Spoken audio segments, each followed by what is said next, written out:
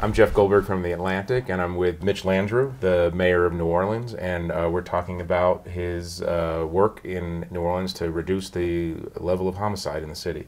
You are one of the only politicians I've seen in this country who actually thinks that you could bring that number down. What is motivating you, A, and B, where are the other leaders on this question? Wow, well, I'll get to that one in a minute. Yeah. But I think generally speaking, I really originally approached it from, I have a problem, I've got to fix my problem vantage point.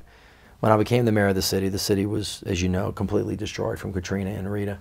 We had to rebuild the entire city, which we're in the process of doing. And everything that a mayor would do to do that, we're in the process of rebuilding healthcare, education, transportation, infrastructure, jobs, all of that stuff.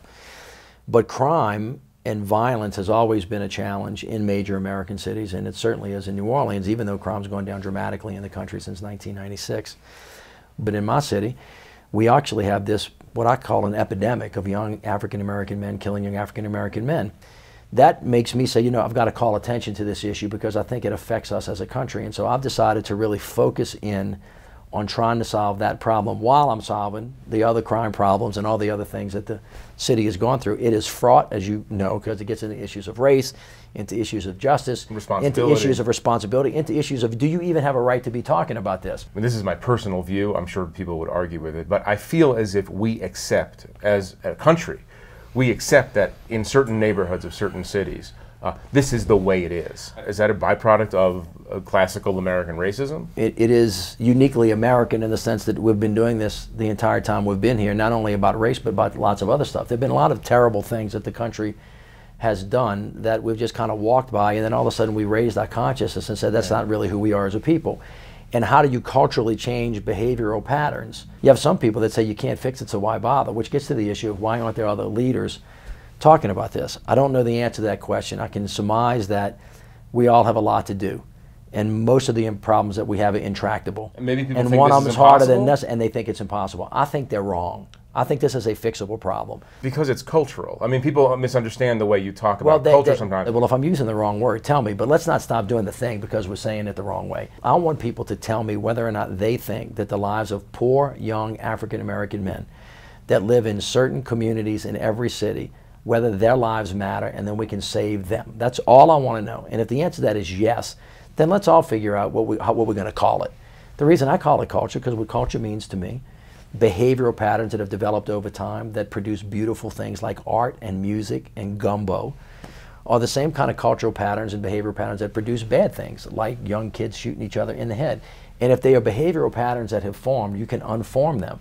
One of the reasons that many mayors don't take this on, I assume it's not racism. I assume that they look at it and say, I don't have the money, resources, talent to fix all of the conditions that need to be fixed, so this culture is supplanted by another more positive. What can one mayor in one city do? When I became mayor of the city, my job, I see, was very simple: to stop the city of New Orleans from falling over a cliff. My next job was to try to turn us around and to have us look forward.